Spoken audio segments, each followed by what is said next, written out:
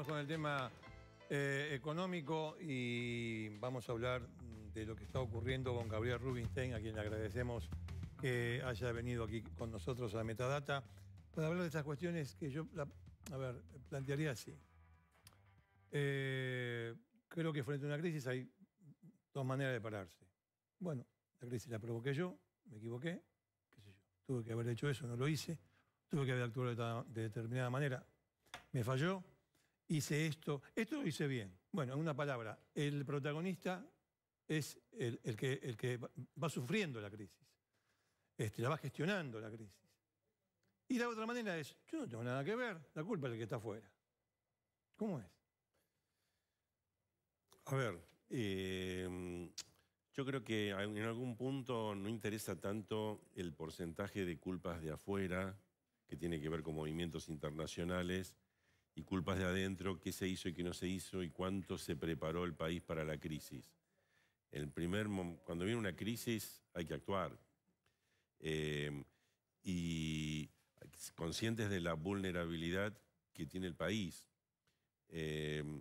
Entonces a veces es como si fuera, no sé, que vos tenés una casa de madera y sabés que puede haber un riesgo de incendio en algún lugar, Bariloche, y por ahí de pronto se armó un incendio y vos decís, bueno, uy, si la casa hubiera estado mejor preparada, por ahí no tenía el incendio. Pero no me tiraron una bomba incendiaria. Claro, pero de alguna manera estabas en una zona con riesgos. O cuando estás en Chile tenés un volcán, ¿quién me mandó a estar ahí? Un terremoto. Y vos decís, bueno, si no hubiera estado ahí, no hubiera tenido el problema. Bueno, la cuestión es que vos estás ahí. Argentina está en el lugar de país vulnerable. Como país vulnerable significa riesgos. Mientras no pase nada, vos seguís. Ahora, cuando pasa algo, bueno, tenés que afrontar la situación. Pero, a ver, mientras no pase nada, uno sigue. Pero si yo sé que soy un país emergente, que tengo riesgos, que puede haber algún movimiento en el extranjero y repercutir negativamente acá, algo debería hacer, alguna pantallita debería meter. Bueno, yo creo que el esquema que el gobierno se planteó, digamos, por ejemplo, de afrontar un esquema gradual, de bajar el déficit, uno podría decir, bueno, si lo hubieran hecho de golpe, hoy estaríamos mejor. Pero la pregunta es, si lo hubiéramos hecho de golpe, ¿qué cosas hubieran pasado a nivel político y social y estaríamos mejor? Es decir, como no podemos hacer la historia contrafáctica, sí podemos conjeturar. Bueno, por ahí la sociedad lo aceptaba, por ahí la sociedad no lo aceptaba y había mucha convulsión. Y si había mucha convulsión, también los inversores de afuera no les gusta. Pero parece que ahí hay otro problema. En una zona difícil, sí, porque siempre tenés un solo escenario que es el que se concreta. Nunca podés decir qué hubiera pasado si se hubiera hecho un ajuste fiscal profundo. Y no sé, por ahí te hubiera salido bien o por ahí hubiera salido mal y hubieras tenido a la gente en la calle y a lo mejor el gobierno perdía las elecciones del año pasado. Es muy difícil. No quisiera salir de ese tema porque hay otra cuestión. Sí, es verdad. No se puede saber qué hubiese pasado con un ajuste más directo. Si le explicaban las cosas al público, si le explicaban al público cómo estaba el estado de la nación en el año 2015, cuando gana Macri, tal vez hubiese sido rechazado un ajuste no gradual, directo y fuerte. O tal vez no, pero no le explicaron. Con lo cual hay un elemento que ahora es recurrente, porque incluso políticos y economistas están diciendo, en varios análisis, no explicaron dónde estábamos parados. Con lo cual, de golpe y porrazo, la gente se vio con, te vamos a ir aumentando de a poco. Eso, digamos, yo por un lado te diría que es un tema para los historiadores, sociólogos, los Durán Barba y los que estén antes en contra de Durán Barba. Porque Durán Barba te dice, mira, aunque lo hubieras explicado, a la gente no le hubiera importado. Es decir, la gente ve lo que pasa. Si vos lo hubieras explicado, pero hubieras hecho un gran ajuste, la gente hubiera dicho, pero estoy mucho peor. ¿Qué me importa todas las explicaciones? Ahora, Gabriel, hay una pata que tiene que ver con la explicación económica, porque los economistas del gobierno aseguran que eso no se hizo en pos de que no se asustaran los inversores externos, porque el endeudamiento era necesario y si se comunicaba la delicada situación financiera de Argentina tal cual, se podían asustar y las tasas de interés que nos cobraban hubieran sido más altas. ¿Esto es verdad? ¿Es así? No, no creo. ¿Argumento? No creo. Es un tema muy interno. De afuera había plena conciencia. Cuanto más ajuste fiscal, es mejor. Pero al mismo tiempo se sabe que puede no ser factible políticamente, pero no veo que eso haya sido así. Las de afuera creo que lo han tenido siempre muy clara. Y han prestado a Argentina pensando que el gobierno puede pilotear la situación y llevar el ajuste gradual. De pronto pasan 2 o 3 cosas, externas, internas, el cambio de meta de inflación, el problema de los intereses de los impuestos a las LEVAC, el cambio de afuera, la depreciación de las monedas, el Banco Central. Son muchos factores. O sea, una serie de factores que gatillan una situación. Pero Argentina tiene una vulnerabilidad, que es la vulnerabilidad fiscal, que también se traduce más o menos 6% del PBI, las dos cosas, o tienden hacia eso, en la vulnerabilidad externa, el déficit de cuenta corriente. Es una cosa espejo de la otra. La cuestión es que de afuera se mira esa vulnerabilidad y cuando algo viene mal, de pronto hay una cierta huida. Y ahí el gobierno reacciona o no reacciona. En este caso, reacciona de una manera, a mi juicio, un poco errática, pero finalmente hacen las cosas que hay que hacer, que es, por un lado, dejar deslizar el dólar. Yo creo que ahora hay un deslizamiento un poco exagerado, pero bueno, es la postura del gobierno. Vendieron dólares, hacen más ajuste fiscal, suben la tasa de interés, el acuerdo con el fondo. Es el tipo de cosas, llamémosle, como si fuera un botiquín antipánico, que hay que usar en situaciones justamente de cierta emergencia. Y bueno, hoy el gobierno está reaccionando en eso y vamos a ver los resultados. Algunos son positivos, otros todavía no se sabe. Y ahí estamos, ¿no? En el medio de la revuelta. Y esto que decís que es un deslizamiento, a tu entender, exagerado del dólar, ¿qué se puede esperar para los próximos días? Hay mucha gente preocupada con endeudamiento en dólares o que quiere recobrar un poco sus finanzas en función de la inflación y se puede acoger al dólar. ¿Qué puede pasar con el dólar? ¿Puede bajar? O sea, hoy ha habido una actitud diferente del Banco Central de lo que venía haciendo en los últimos días y semanas. Pusieron a la venta 5.000 millones de dólares. Nunca lo habían hecho. Entonces, esa parte es la parte positiva. Yo personalmente lo hubiera hecho a un dólar de 23, a lo sumo de 24. El Banco Central lo hizo a 25. Entonces, le puso un techo. Hay que ver si el mercado cree en ese techo y hay que ver qué pasa con el testeo de mañana. Yo estimo que mañana o no pasa nada o se puede vender justamente hasta un máximo de 5.000 millones de dólares. Estaríamos seguramente en una cifra intermedia, 500, 1.000, 1.500, 2.000, 2.500, por ahí no pasa nada. Ahora, ese es un testeo que hay que verificar, que mañana no pase nada. Ya cuando pones un techo de 25, dadas las circunstancias, es muy probable que el dólar tienda hacia 25, a lo sumo bajará a 24, no creo que baje más de eso, y implica un golpe a la inflación, una desvalorización de los ahorros. Ahora, que no pase nada mañana, ¿qué significa? Por ahí mucha gente nos ve en la casa y le cuesta un poco comprender la dinámica de lo que es la LEVAC y la importancia y la magnitud de lo que decía antes Ricardo. Claro. Casi el 60% de las LEVAC que se tienen que renovar mañana. ¿Qué significa que no pase nada mañana? No pase nada, en principio es que se renueve casi todo, o una gran parte. Entonces ahí como sería una tranquilidad. Ojo que lo que se renueva el 40% y es otro tema de discusión.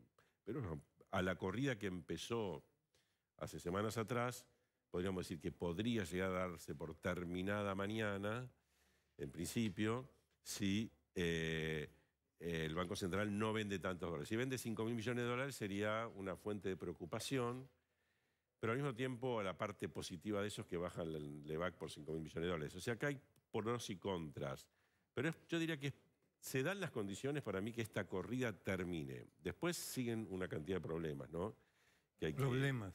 Sí, problemas que hay que lidiar, justamente porque esta devaluación no es gratuita, erosiona los salarios, se van a reabrir las paritarias, la inflación seguramente tenderá al 25% o más, con un dólar que ahora se sitúa en 25.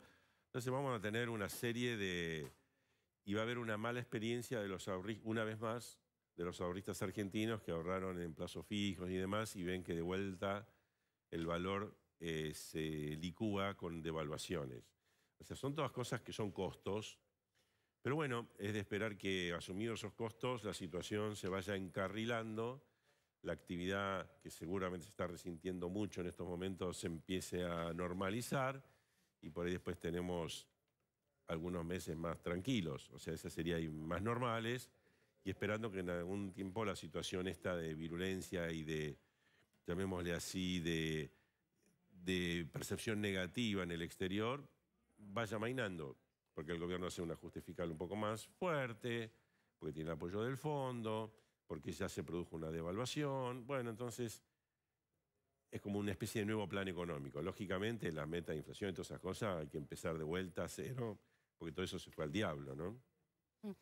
O sea que básicamente el gobierno ahora tiene que trazar un plan económico. No es que no lo tenía.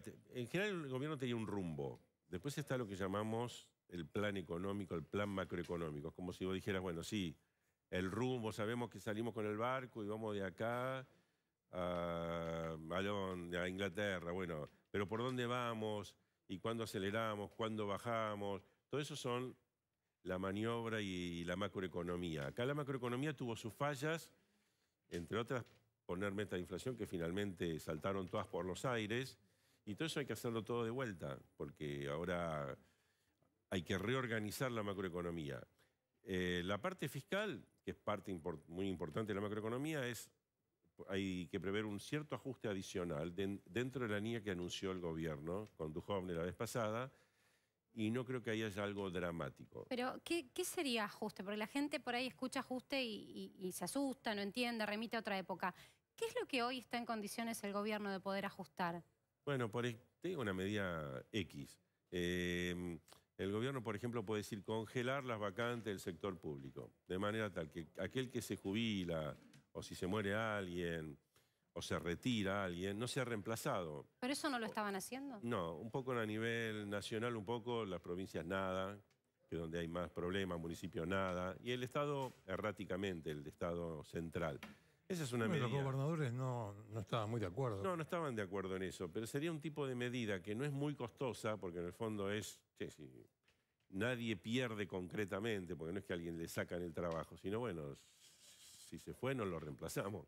Pero todo el mundo sabe que el sector público, en promedio, aunque haya algunos lugares que no, es como una especie de seguro de desempleo. En vez de tener en Argentina mucho más desempleados y tener un seguro de desempleo, bueno, vayan al Estado, a los municipios, a la provincia.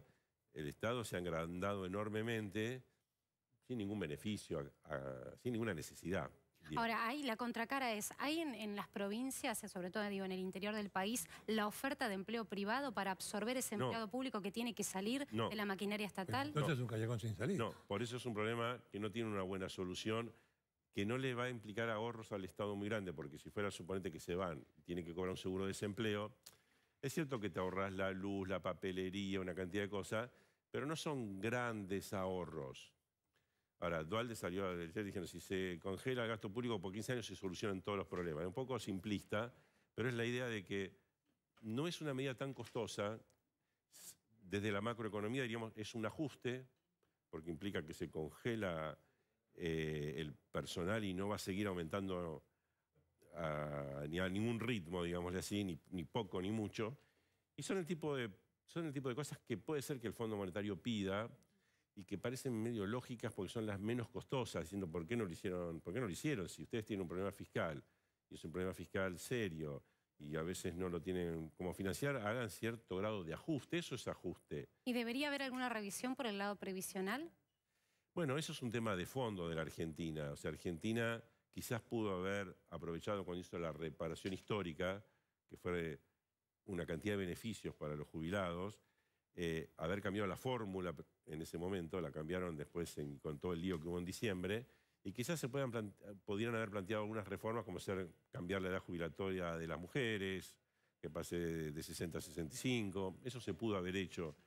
Son discusiones de fondo que hay que dar, porque el sistema previsional es muy deficitario y se tiene que bancar con el IVA y otros impuestos. Entonces, lo lógico sería que no fuera tan deficitario y que se avance. Eso pasa en todos los países, no solo en Argentina, pero sabemos que en todos los países genera resistencia y genera problemas. Bueno, una sociedad cuanto más adulta es o más madura es, puede discutir esos problemas y darles alguna solución. No pensar que el que propone una solución quiere exterminar a los jubilados, está contra de los abuelos. No, es un tema así, mirá, las cosas van cambiando, la gente vive más edad, hay menos trabajadores por cada jubilado, algo hay que hacer.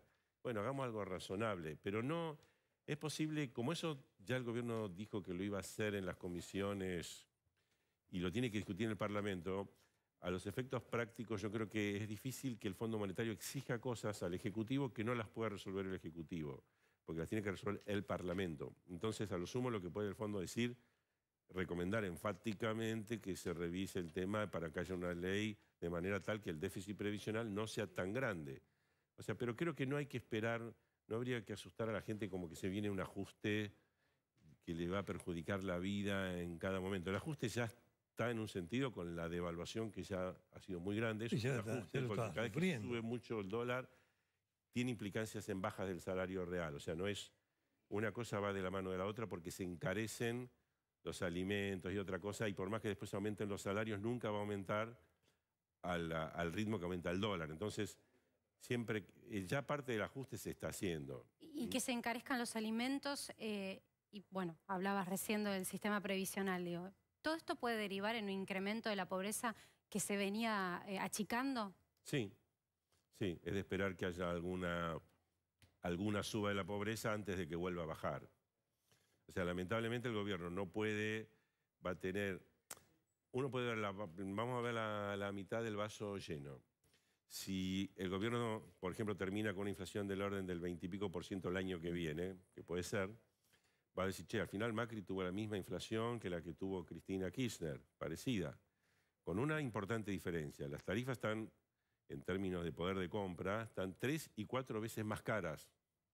Y el dólar va a terminar, está ahora, por ejemplo, alrededor de 40% más alto que cuando al final, antes digamos, con Cristina, cuando había cepo, antes de que cambiara el gobierno. O sea, haber hecho un cambio de precios relativos con fuerte aumento de tarifa y con importante aumento del dólar y más o menos tener la misma inflación es un logro. Es un logro que hoy empalidece, porque el gobierno pensaba que el año que viene la inflación iba a ser 5, después 10 y a lo mejor va a ser 20. Empalidece, pero no deja de ser un logro. O sea, lo que pasa es que el gobierno ha tomado metas, como decir, no muy coordinadas entre los aumentos de tarifa, el aumento del dólar, las metas de inflación. Todas esas fallas de coordinación hoy implican una cantidad de fracasos que el gobierno está exhibiendo. Pero bueno, esa es la realidad y se podría llegar a, digamos, a encauzar de una manera diferente, una manera que reconozca los problemas, los errores. Y bueno, pero vamos a una inflación que va a tener, que en el sentido va a ser más alta de lo... ¿Este año más alta que la del año pasado? Y yo creo que sí, porque ya va a ser con estas devaluaciones importantes que hubo en Argentina ahora, es difícil que la inflación baje del 25%, es muy difícil. Entonces puede haber 24, si no estaremos igual, parecido, pero recordemos que la meta original era que este año la inflación va a ser 10%. Sí. ¿Y eso es vamos a estar más del doble. ¿Eso es un fracaso? Y sí es un fracaso, porque el que diseña la política económica, digamos, es como si fuera que yo te digo, mira, vas a viajar a Mar del Plata y vas a tardar por tren 5 horas. Y bueno, llegué a Mar del Plata, pero tardó 15 horas. ¿Es un fracaso? Y sí, porque no es que no llegué a Mar del Plata. A lo mejor vamos a llegar a una inflación del 5%, pero por ejemplo, 5 o 10 años más tarde de lo que el gobierno pensaba. Entonces vos decís, pero finalmente llegué. Sí, está bien, pero lo hubieras planteado de una manera... Con un tendal de personas perjudicadas. Y sí, porque si vos pensás que vas a tardar 5 horas y vas a tardar 10, y es un fracaso. Claro.